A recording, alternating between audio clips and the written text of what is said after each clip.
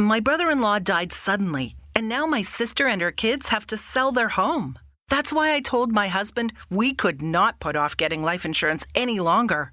An agent offered us a 10-year, $500,000 policy for nearly $50 a month. Then we called SelectQuote.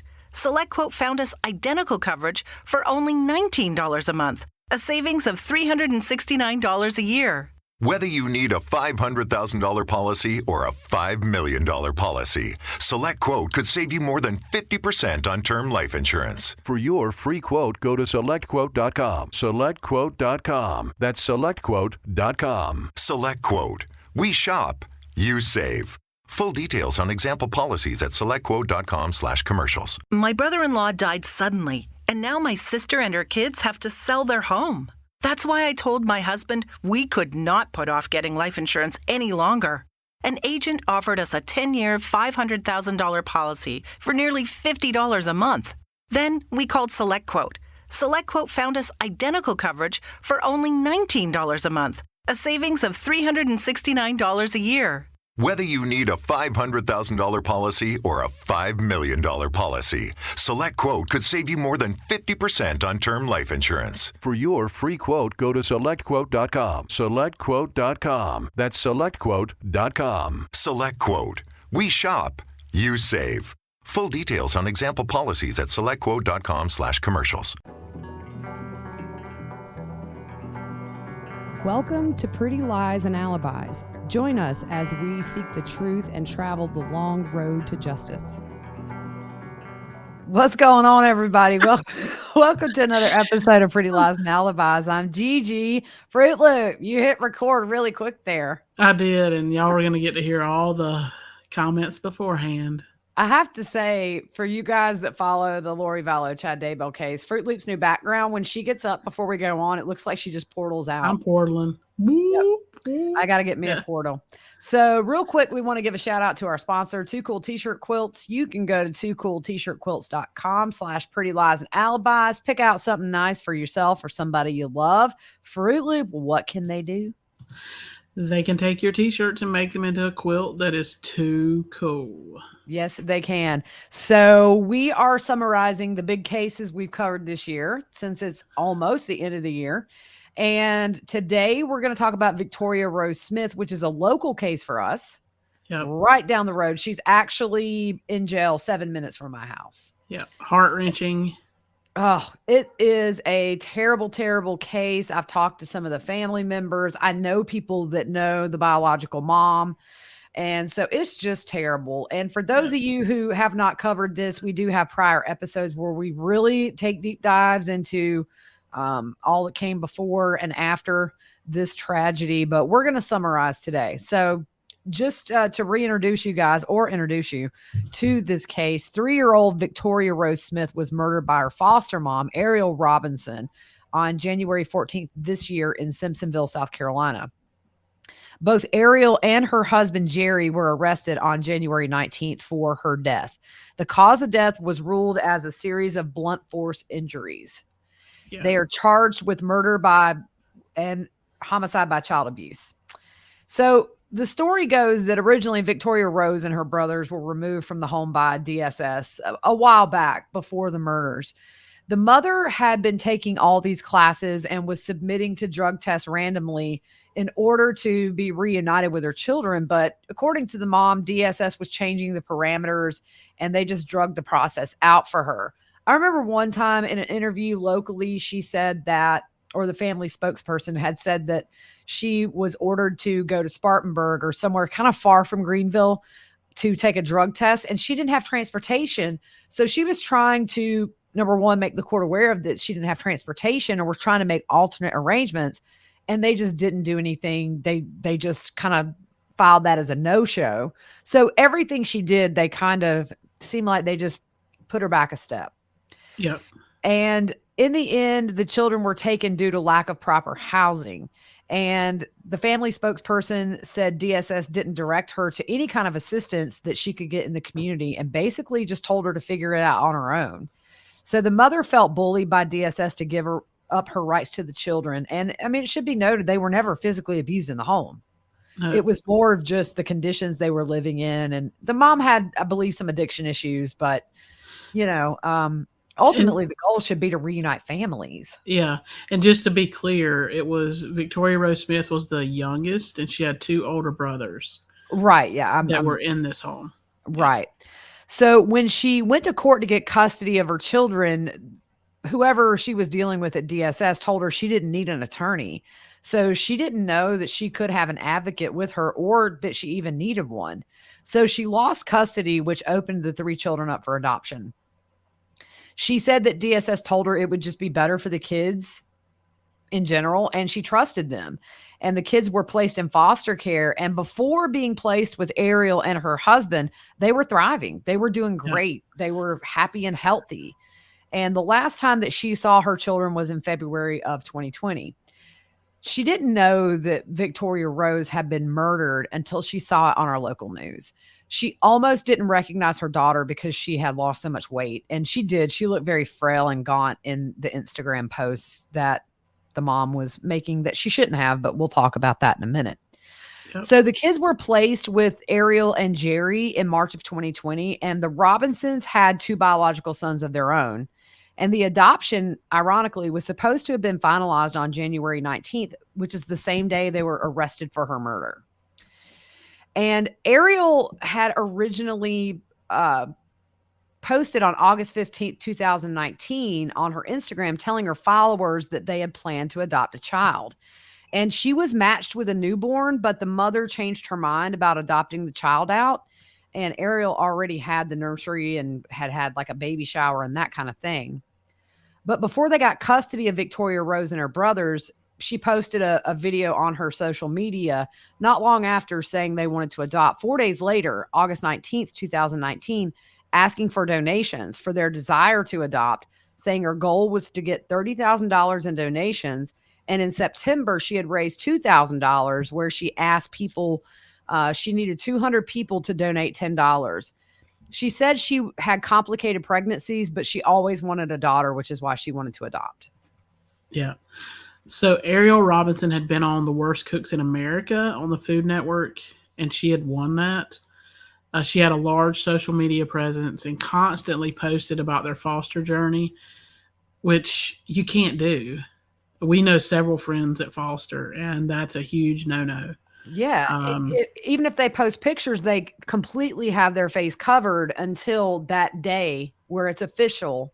And then you start getting all the pictures of this sweet little mystery child that you've been wanting to see since they started posting. She was like every day posed pictures. It was gross. Yeah. It was posed. It was so fake. Yep. In the Instagram post, you could see Victoria look thin, and you could see bruising sometimes on her in photos. She constantly used hashtags with the photos: adoption journey, adoption matters, along with her comedy hashtag mom life and mom. And you also can't help but see in those photos, because we went through all of those, how tight she pulled her scalp. Victoria's scalp would be red. Yeah, you could see the irritation. But, it really, to me, the feeling I got from this woman is she had a little taste of that reality show fame. Yeah. And it really seemed to me, if you looked through that Instagram account, that this was more of kind of an audition to maybe get some kind of a reality show where we're adopting babies. Look at us. You know what I'm saying? It just didn't seem heartfelt, I guess, is what I'm looking at. Yeah. So Ariel had also posted about people who hurt children and how they need to be held accountable.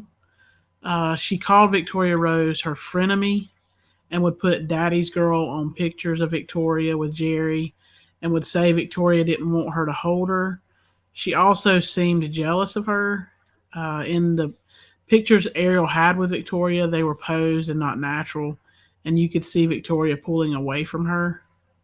Yeah, because if you remember some of the pictures with Jerry, it was a natural kind of, she seemed comfortable, but in the pictures with Ariel, you could see she was leaning away from her, and it wasn't a genuine smile. You know what I mean? Yeah. Bless it. Yep. The day Victoria was murdered, first responders saw unexplained and extensive bruising all over her body. There was deep purple bruising on her abdomen, ear, abrasions on her face, bruising down her back and up and down both legs. Uh, Ariel's version of events was that Victoria had thrown up on the way to church, so they went home and Victoria fell asleep and there were no issues. She woke up and ate pancakes, and she was home alone with Ariel and Jerry. The other kids were at school.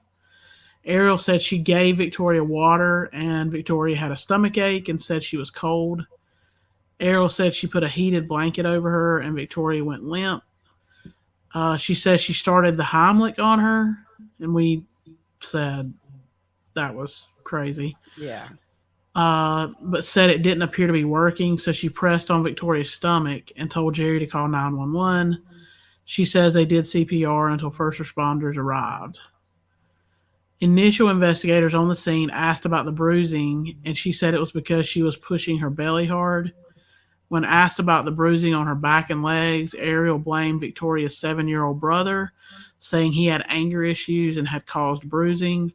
When asked what he used to cause such bruising, Ariel said he would pick up anything he could. So to investigate that, detectives went to the boy's school to inquire about his behavior, and they told him that he was a happy kid with no signs of abusive behavior to anyone. Yeah. I mean, oh gosh, it's just sick to blame her poor little brother. Yeah. Every picture you saw with all three siblings, there was no hesitation there. Yeah. She looked very natural. So her husband met with authorities for about 2 hours and said he had never hurt Victoria, but Ariel would spank her and beat her with different things, including a belt, a paddle, flip-flops, or he said whatever. He said the day Ariel was spanking her with a belt, this is the day she was murdered, he said he could hear it from outside. He could hear the beating from outside. When he came in and saw the extensive bruising, he told her, "You've gone too far." At the bond hearing, when he said this, or when this was said by the attorneys, I don't remember, Ariel was shaking her head no. And so Jerry said Victoria was put in an Epsom salt bath, and he went to CVS to get some medication that reduces bruising. He was seen on camera in that CVS buying those items. And then he said he received a call to come back home at 2 p.m. My theory is that I don't think she was dead when he left for CVS. I think when he left, that's when the last of the beating before she succumbed to it occurred. That's kind of my opinion. Yeah. Well, here's the thing. You're fostering a kid. You can't spank them. No, at all. That's a big no-no. Right. And so the other thing too that I didn't put in here that was a big deal, they were in a lot of financial trouble. And that was something that DSS totally missed. They had not made the taxes on their car in 2 years. Here in South Carolina, especially in Greenville, you get taxed to death. It is a high tax bracket. So they were behind on car payments, and also their house, they had defaulted on their loan, on their mortgage payment.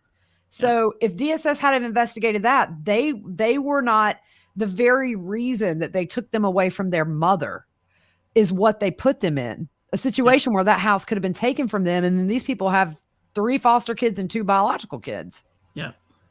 So it was, Jerry was released on bond in April of this year. He's expected to testify against Ariel. I don't think he'll skirt any responsibility in this case, but it does seem like they're setting him up for a deal. Yeah. So as of right now, she's still in jail with no bond, and she was devastated at that bond hearing when the judge denied it. She just, remember, she put her head down and was shaking her head and started crying on the way out. Yep. She's still in jail with no bond. Just recently, the court ordered a competency exam for her. It's like Valo 2.0. Yeah. And there was a grand jury indictment that was handed down. I have not been able to find out what that was. And also they asked for her to submit DNA. Yep. Like you said, just recently, probably to test certain things to see if her DNA was on it, that maybe she used to hurt this poor or kill this poor child. Yeah. So we're going to keep an eye on this case for you. If it goes to trial, we will definitely be sitting in that one for sure. It's just right down the road from us. And, but we still, think about Victoria, sweet Victoria, and her siblings. and her family, because they had to fight DSS to even be told where they were going to bury this child. Yeah. They told them they had no rights to the body. And yeah, it was a big, huge mess. It got, big news here locally about that. And eventually they did tell them, you've been to her grave. I have not. Mm-hmm. Yeah. So anyways, that's kind of the summary on that. We'll keep an eye on this case next year, and hopefully we'll get some answers and some justice for Victoria Rose. Yeah. Have a good evening, everybody.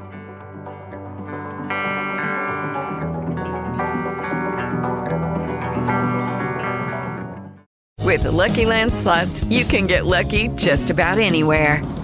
This is your captain speaking. We've got clear runway and the weather's fine, but we're just going to circle up here a while and get lucky. No, nothing like that. It's just these cash prizes add up quick. So I suggest you sit back, keep your tray table upright, and start getting lucky. Play for free at LuckyLandSlots.com. Are you feeling lucky? No purchase necessary. Void where prohibited by law. 18+ terms and conditions apply. See website for details.